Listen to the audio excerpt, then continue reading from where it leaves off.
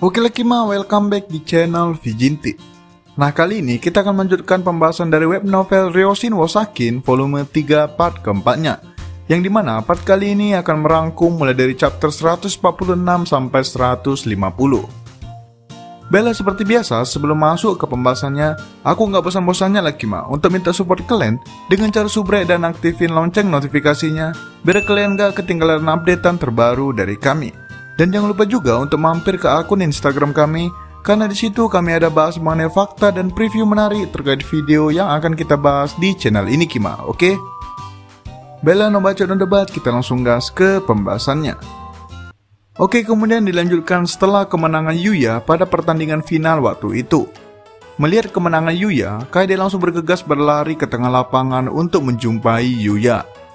Kaede tidak segan-segan memeluk Yuya di depan semua orang. Kaede sendiri sudah tidak bisa menahan rasa senangnya atas kemenangan Yuya. Yuya hanya bisa tersenyum lemas karena di satu sisi ia juga sudah sangat kelelahan. Nah, kemudian Nikaido dan Yui juga datang ke tengah lapangan untuk menyusul Kaede. Nikaido seperti biasa langsung tegas dan menegur Kaede. Nikaido berkata kalau Kaede seharusnya memperhatikan keadaan Yuya terlebih dahulu yang sudah sangat kelelahan. Namun tidak hanya Nikaido, Yui juga ikut menegur Kaede. Nah, Kaede yang sadar kalau Yuya sedikit kerepotan langsung melepas pelukannya. Kaede pun meminta maaf kepada Yuya, namun Kaede berkata kalau ia tidak bisa mengontrol dirinya karena sangat senang atas kemenangan Yuya. Yuya pun tersenyum senang atas kepedulian Kaede. Namun di satu sisi ia memang sudah sangat kelelahan, sampai-sampai ingin tumbang. Namun karena Yuya tidak ingin melihat Kaede bersedih, Yuya pun membalasnya dengan menepuk-nepuk pelan kepala Kaede. Nah, Kaede yang tadinya terlihat sedikit murung, seketika langsung ceria lagi. Malahan, Kaede terlihat sangat menikmati tepukan pelan di kepalanya oleh Yuya. Nah, karena tidak tahan lagi melihat adegan romantis antara Yuya dan Kaede, Nikaido dan Yui pun memutuskan untuk pergi duluan. Shinji dan Otsuki juga sudah pergi duluan dari tadi, sehingga yang tersisa hanyalah Yuya dan Kaede. Yuya pun langsung menyuruh Kaede untuk bersiap-siap juga untuk segera pulang. Namun Kaede berkata kalau ia masih ingin dimanjakan seperti tadi oleh Yuya. Yuya pun kembali membalas kalau ia akan memanjakan Kaede sepuasnya di rumah nantinya. Nah, mendengar itu, Kaede pun seketika teringat akan hadiah perayaan mereka. Kaede pun menjawab kalau ia sangat menantikan perayaan di rumah nanti dan sebaiknya Yuya bersiap-siap akan hal itu. Nah, mendengar kalimat tersebut dari Kaede, Yuya pun seketika bertanya-tanya apa yang akan terjadi pada dirinya sesampainya di rumah nanti. Oke, kemudian Yuya dan Kaede pun memutuskan untuk berjalan keluar ke lapangan menuju ke gerbang. Nah, sesampainya di sana, ternyata Shinji, Otsuki beserta Nikaido dan Yui masih menunggu di sana. Nah, melihat kedatangan Yuya dan Kaede, Otsuki pun dengan nada mengejek langsung menegur Yuya dan Kaede yang selalu bermesraan tidak tahu tempat. Shinji juga ikut-ikutan membela pacarnya tersebut. Nah, mendengar tuduhan tersebut, Yuya membalas kalau Shinji dan Otsuki tidak ada bedanya dengan mereka. Malahan dilihat dari manapun, justru Shinji dan Otsuki lah yang lebih mesra dan lebih lengket dimanapun mereka berada. Nah, di sini Nikaido juga ikut membantu Shinji dan Otsuki seakan ingin menjahili Yuya dan Kaede lebih dalam lagi.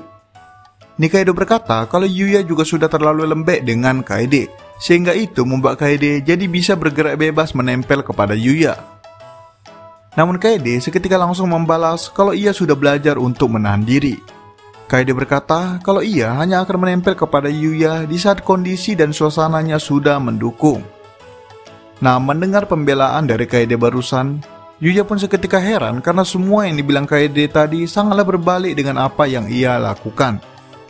Yuya bisa berpikir demikian mengingat Kaede yang selalu meminta mandi bersama tidak tahu waktu dan juga Kaede yang tadi baru saja memeluknya dengan erat di depan semua orang. Yuya tentunya merasa sangat senang akan hal itu. Namun Yuya sadar kalau Kaede terus-menerus melakukannya dengan rutin, maka hal tersebut lama-kelamaan akan menjadi hal yang biasa. Itu sebabnya Yuya merasa kalau menahan diri itu sangatlah penting. Oke, kemudian mendengar pembelaan dari Kaede, Nikaido kembali menegaskan kalau itu semua hanyalah hayalan Kaede saja. Nikaido pun akhirnya berkata kalau ini semua ialah salahnya Yuya yang tidak bisa mengatur dengan tegas kepada Kaede. Nikaido pun seketika berkata dengan suara yang pelan kalau Yuya sangat berbeda dalam memperlakukan dirinya dengan Yuya memperlakukan Kaede. Itu sebabnya Nikaido cukup kesal karena seakan Yuya memperlakukan Kaede dengan spesial. Ya, iyalah mbak, orang Kaede pacarnya, mananya kau? Walah, pelakor. Oke, lanjut. Nah, setelah berkata demikian, Nikaido pun seakan sadar kalau ia hampir saja keceplosan. Nikaido pun langsung mengakhiri pembicaraannya dan langsung berbalik badan. Yuya yang melihat tingkah Nikaido hanya bisa terdiam heran dan tidak tahu apa yang dimaksud oleh Nikaido barusan. Mereka pun akhirnya memutuskan untuk berpisah pulang ke rumah masing-masing. Nah, sebelum Kaede dan Yuya berjalan pulang, Kaede sempat berkata kembali kepada Yuya kalau ia menantikan hadiah perayaan dari Yuya. Kaede berkata kalau ia tidak keberatan jika hadiah tersebut dalam bentuk menuruti semua permintaan Kaede. Nah, mendengar itu, Yuya semakin gelisah mengenai hal apa yang akan terjadi nantinya. Oke, kemudian dilanjutkan setelah sampai di rumah. Nah, di sini Kaede mulai menyatakan kalau ia ingin semua permintaannya dituruti oleh Yuya sebagai hadiah karena Kaede sudah mendukung Yuya tadi dan sebagai hadiah kemenangan mereka. Nah, Yuya merasa kalau permintaan tersebut tidak terlalu susah, mengingat Kaede tadi berkata kalau ia tidak akan meminta yang aneh-aneh. Yuya pun dengan santai menyetujui hal tersebut sebagai hadiah untuk Kaede. Kaede pun dengan riang berkata kalau mulai detik ini sampai tengah malam nanti, Kaede akan menjadi majikan dan Yuya yang akan menjadi pelayannya, sehingga Yuya harus menuruti apapun perintah Kaede. Yuya yang mendengar itu pun hanya bisa menurut dengan santai tanpa sadar kalau Kaede sudah menyiapkan sesuatu. Nah, kemudian awalnya Kaede hanya memberikan perintah-perintah biasa kepada Yuya seperti menggendongnya, membelai rambutnya, dan hal biasa lainnya. Yuya pun seketika semakin yakin kalau menuruti permintaan Kaede bukanlah suatu hal yang terlalu sulit. Nah, tepat setelah Yuya berpikir demikian, Kaede tiba-tiba tersenyum riang seakan sudah menyiapkan perintah selanjutnya untuk Yuya. Kaede pun meminta Yuya untuk mau mandi bersama dengannya. Nah, mendengar permintaan tersebut, Yuya sebenarnya cukup terkejut, namun setelah melewati beberapa kali mandi bersama dengan Kaede, Yuya merasa kalau perintah kali ini tidaklah sesulit itu. Yuya pun langsung membawa Kaede ke kamar mandi untuk mandi bersama. Nah, sesampainya di sana, Kaede kembali tersenyum riang seakan sudah tahu perintah selanjutnya. Kaede pun langsung memerintahkan Yuya untuk melepaskan seluruh pakaiannya. Nah, mendengar itu, Yuya yang tadinya terlihat tenang dan santai mulai terlihat sedikit cemas. Yuya sadar kalau ia terlalu menyepelekan Kaede. Namun Yuya tidak bisa menolak kali ini. Ia sudah berjanji kalau ia akan menjadi pelayan Kaede khusus malam ini. Yuya pun dengan terpaksa sambil menahan nafsunya mulai melepaskan pakaian Kaede satu persatu. Namun Yuya di sini sadar kalau ia terus terlihat seperti menahan nafsunya, maka secara tidak langsung Yuya sudah kalah telak oleh serangan dari Kaede. Nah, menyadari itu, Yuya pun mulai sedikit kesal karena merasa dirinya sudah menari di atas tangan Kaede. Hal itu bisa dilihat dari raut wajah Kaede yang dari tadi kegirangan seakan sudah menang. Nah, Yuya pun seketika mencoba untuk menyerang balik. Selagi melepaskan pakaian Kaede, Yuya menggigit daun telinga Kaede yang merupakan titik lemahnya. Kaede pun sontak berteriak kecil dan langsung memerah malu. Kaede mencoba melepaskan diri dari genggaman Yuya, namun Yuya tidak membiarkan Kaede lari dan terus menggodanya. Hal itu terus dilakukan Yuya sampai Kaede hanya tersisa menggunakan pakaian dalamnya saja. Nah, di sini Yuya dengan mata kepalanya sendiri menyaksikan langsung pakaian dalam merah punya Kaede. Nah, seketika itu juga Kaede yang tadinya masih lemas karena diserang oleh Yuya tiba-tiba mulai kembali tersenyum dan berkata kalau ia sudah menyiapkan pakaian dalam tersebut untuk menyerang Yuya. Kaede berkata kalau teknik tersebut diajarkan langsung oleh ibunya, mengingat para pria rata-rata menyukai pakaian dalam wanita yang berwarna merah. Nah, Yuya yang tadinya sudah memimpin alur permainan tiba-tiba kembali didahului oleh Kaede. Yuya pun semakin tidak kuasa menahan nafsunya. Yuya pun langsung dengan cepat melepas pakaian dalam Kaede tersebut dan langsung keluar dari kamar mandi. Nah, melihat Yuya melarikan diri, Kaede sempat kesal. Namun di satu sisi, ia senang karena sudah berhasil membuat Yuya sampai memerah karena malu. Yuya pun kemudian berkata dari kejauhan kalau ia akan bersiap sebentar dan akan menyusul Kaede sebentar lagi untuk mandi bersama. Oke, kemudian setelah selesai mandi, Yuya dan Kaede pun memutuskan untuk memakan es krim sebelum tidur. Oh iya Kima, kalau kalian tanya kenapa adegan mandinya aku skip, ya karena emang gak ada dijelasin mereka ngapain aja pas mandi Kima. Jadi bukan aku yang nge-skip ya Kima, lebih tepatnya autornya yang nge-skip adegannya, oke? Kalau kalian nggak percaya, langsung aja cek di chapter 149 sampai 150-nya. Oke lah, kemudian Yuya dan Kaede pun menuju ke ruang tamu untuk bersantai sambil menikmati es krim tengah malam mereka. Nah, es krim tersebut merupakan permintaan Kaede yang terakhir untuk malam ini. Sehingga Yuya mau tak mau pun harus kembali menurutinya, biarpun ia sudah sadar kalau jam tidur mereka sudah lewat. Yuya pun dengan segera mengambil es krim mereka dari kulkas dan memberikannya kepada Kaede. Namun Kaede langsung dengan cepat meminta es krim punya Yuya untuknya. Yuya yang mendengar permintaan tersebut tidak terlalu mengerti apa tujuan Kaede barusan.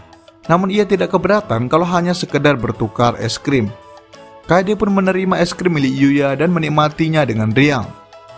Nah, namun Nikima, cara Kaede menikmati es krim milik Yuya udah ke arah bikin orang jadi salah paham lah. Ngerti maksudku kan Kima? Kaede menjilati batang es krim tersebut dengan gaya dan teknik khususnya seakan ia sedang menjilati Yuya Junior. Yuya yang melihat pemandangan tersebut pun seketika sadar kalau inilah alasan Kaede memintanya untuk bertukar es krim. Nah, melihat ekspresi Yuya, Kaede pun dengan riang sambil menjilati es krimnya sambil berkata kalau ia sedang melatih tekniknya agar ia lebih terlatih lagi saat menjilati Yuya Junior nantinya. Ya, kalian tahulah apa Yuya Junior itu kan Kima. Gak perlu ku jelasin lah, dolar kuning nanti aku, oke? Nah, namun tepat sebelum Kaede menyelesaikan perkataannya, Yuya langsung dengan cepat menutup mulut Kaede karena ia sudah tahu kalau Kaede pasti akan berkata yang aneh-aneh. Seketika Yuya pun sadar kalau hadiah permintaan Kaede malam tersebut jauh lebih sulit daripada kelihatannya. Oke lah Kima, sekian pembahasan part 4-nya. Sebenarnya ini bukan part terakhirnya ya Kima, karena masih ada chapter lain namun belum ditranslate. Jadi ya kita pasti akan lanjut ke part selanjutnya, cuman ya nunggu dari webnya lah ya Kima, oke? Dan untuk adegan yang udah kalian tunggu-tunggu itu Kima, sebenarnya bukan cuma kalian yang kena PHP, tapi aku juga. Karena pas aku bilang waktu itu kalau mereka akan melakukan adegan ya week-week, itu sebenarnya aku cuma nebak dari cara si Kaede ngomong dan dari percakapan Kaede dan Yuya. Jadi sebenarnya ya aku nebak dari perspektif sebagai pembaca dan pendengar sama kayak kalian Kima. Karena ya Mimin sendiri pada saat itu belum baca sama sekali mengenai chapter selanjutnya. Jadi kalau kalian bilang PHP, ya aku juga sama kayak kalian Kima. Cuma nebak dari dialog si Yuya sama Kaede. Jadi murni belum tahu mereka ngapain selanjutnya. Dan itu Mimin lakuin ya biar Mimin juga tahulah gimana feelnya dari sisi penonton, gitulah Kima. Jadi ya pas Mimin mau buat video ini, barulah Mimin baca chapter selanjutnya. Ternyata ya nggak ada juga adegannya. So ya kalau kalian mau komplain kena PHP, langsung aja sama autornya aja ya Kima. Ntar Mimin kasih alamatnya, oke? Karena Mimin juga sama kayak kalian hanya nebak sebagai pembaca. Oke, itulah sekian alibi dan alasan yang udah Mimin buat-buat, hehe. Jujur-jujur aja lah ya Kima, sebenarnya aku udah tahu nggak ada adegannya. Cuman ya mancing kalian aja lah, hihi. Bella sekian video kali ini, jangan lupa like, comment, subscribe, and goodbye Kima, peace.